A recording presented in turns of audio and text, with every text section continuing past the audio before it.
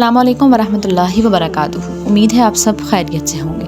آج ہم بات کریں گے دنیا میں ہونے والا سب سے پہلا قتل۔ یہ قتل کس کا تھا، یہ قتل کیوں کیا گیا اور یہ قتل کس لیے ہوا؟ تاریخ کے علماء کا بیان ہے کہ حضرت حوا رضی اللہ تعالیٰ عنہ کے ہر حمل میں ایک لڑکا اور ایک لڑکی پیدا ہوتے تھے، اور ایک حمل کے لڑکے کا دوسرے حمل کی لڑکی کے ساتھ نکاح کیا جاتا تھا، اور چونکہ انسان صرف حضرت آدم علیہ السلام کی اولاد میں منحصر تھے تو آپس میں نکاح کرنے کے علاوہ کوئی اور صورت بھی نہیں تھی۔ اسی دستور کے مطابق حضرت آدم علیہ السلام نے یہ فیصلہ کیا کہ وہ اپنے بیٹے قابیل کا نکاح لیوزا سے اور حابیل کا اقلیمہ کے ساتھ کرنا چاہیں گے۔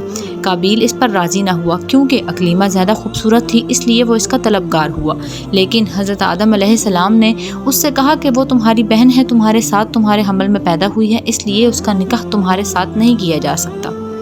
لیکن قابیل اس پر راضی نہ ہوا اور وہ کہنے لگا کہ یہ تو آپ کہہ رہے ہیں، اللہ تعالیٰ نے تو حکم نہیں دیا نا۔ لیکن اس کے باوجود بھی حضرت آدم علیہ السلام نے اس کو بہت سمجھایا کہ یہ حلال نہیں اور ایسا نہیں ہو سکتا، لیکن قابیل کسی طریقے سے نہ مانا۔ آخرکار حضرت آدم علیہ السلام نے اس سے یہ کہا کہ اگر تم یہ سمجھتے ہو تو تم ایسا کرو کہ تم دونوں قربانیاں لاؤ، جس کی قربانی مقبول ہو جائے وہی اقلیمہ کا حقدار ہے۔ اب اس زمانے میں قربانی کی مقبولیت کی نشانی تھی وہ یہ تھی کہ آسمان سے ایک بجلی اترتی یا ایک آگ اترتی تو وہ اس چیز کو کھا لیتی جو قربانی قبول ہوتی۔ قابیل نے ایک انبار گندم اور حابیل نے ایک بکری قربانی کے لیے پیش کی۔ آسمانی آگ اتری اور حابیل کی قربانی کو لے لیا اور قابیل کی گندم کو چھوڑ دیا۔ اس پر قابیل کے دل میں بہت بغض اور حسد پیدا ہوا۔ اس کے بعد حضرت آدم علیہ السلام جب حج کے لیے مکہ مکرمہ تشریف لے کے گئے تو قابیل نے حابیل سے کہا کہ میں تجھ کو قتل کر دوں گا۔ حابیل نے کہا کیوں؟ تو قابیل نے کہا اس لیے کہ تیری قربانی مقبول ہوئی اور میری نہ ہوئی، تو اقلیمہ کا مستحق ٹھہرا، اس میں میری ذلت ہے۔ حابیل نے جواب دیا کہ اللہ تعالیٰ صرف ڈرنے والوں کی قربانی قبول کرتا ہے۔ اب حابیل کے اس جملے میں اس طرف نشانی تھی کہ اللہ تعالیٰ صرف متقی لوگوں کی قربانی کو قبول کرتا ہے۔ انہوں نے مزید کہا کہ اگر تو متقی ہوتا تو تیری قربانی بھی قبول ہوتی، اب یہ خود تیرے اعمال کا ہی نتیجہ ہے، اس میں اب بھلا میرا کیا قصور ہے؟ اگر تو مجھے قتل کرنے کے لیے اپنا ہاتھ میری طرف بڑھائے گا تو میں تیری طرف ہرگز نہ بڑھاؤں گا، یعنی میں تیری طرف اپنا ہاتھ نہ بڑھاؤں گا تجھے قتل کرنے کے لیے، کیونکہ میں نہیں چاہتا کہ میری طرف سے ابتدا ہو، حالانکہ میں قوی و توانا ہوں، یہ صرف اس لیے کہ میں اللہ تعالیٰ سے ڈرتا ہوں اور میں یہ چاہتا ہوں کہ میرا قتل کرنے کا گناہ اور تیرا گناہ یعنی جو اس سے پہلے تو نے کیا کہ والد کی نافرمانی کی، حسد کیا اور خدائی فیصلے کو نہ مانا، یہ دونوں گناہ تیرے اوپر ہی پڑ جائیں تو ہی دوزخی ہو جائے، میں تیرے ساتھ تیرے گناہ کا شریک نہ بن جاؤں۔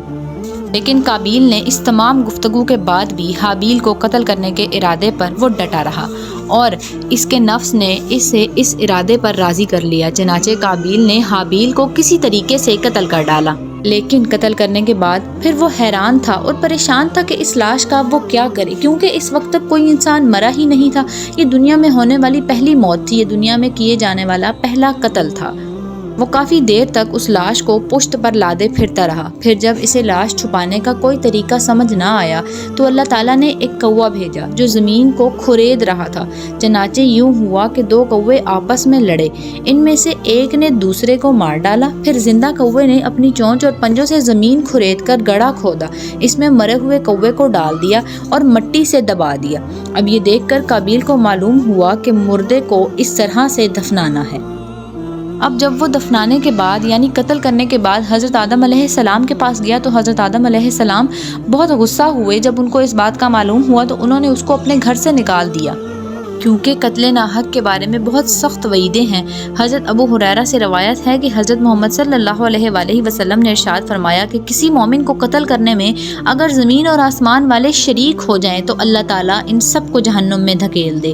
اور حضرت محمد صلی اللہ علیہ وآلہ وسلم نے یہ بھی فرمایا کہ اللہ تعالیٰ کے نزدیک دنیا کا ختم ہو جانا ایک مسلمان کے ظلماً قتل سے زیادہ سہل ہے۔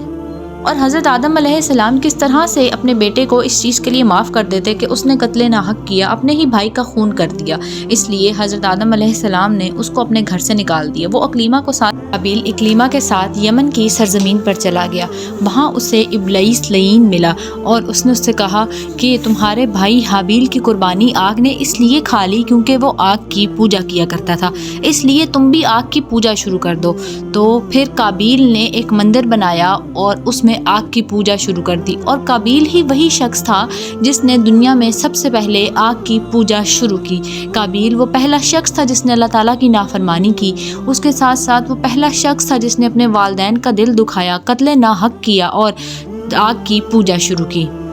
اب قابیل جو کہ قتل ناحق کر چکا تھا، قابیل بہت ہی خوبصورت اور خوبرو جوان تھا، لیکن قتل ناحق کے بعد اس کے چہرے پر ایسی نحوست آئی کہ اس کا چہرہ کالا سیاہ ہو گیا اور دانوں سے بھر گیا اور دیکھنے کے قابل نہ رہا۔ وہ اکلیما سے نکاح بھی کر چکا تھا جو کہ اس کے لیے حلال نہیں تھا، حرام تھا۔ پھر اس کا ایک بیٹا پیدا ہوا جو کہ اندھا تھا، اور اس اندھے بیٹے نے اپنے باپ کو پتھر مارا اور اس پتھر سے قابیل ہلاک ہو گیا، آگ کی پوجا کرتے ہوئے، یعنی کفر کی حالت میں ہلاک ہو گیا۔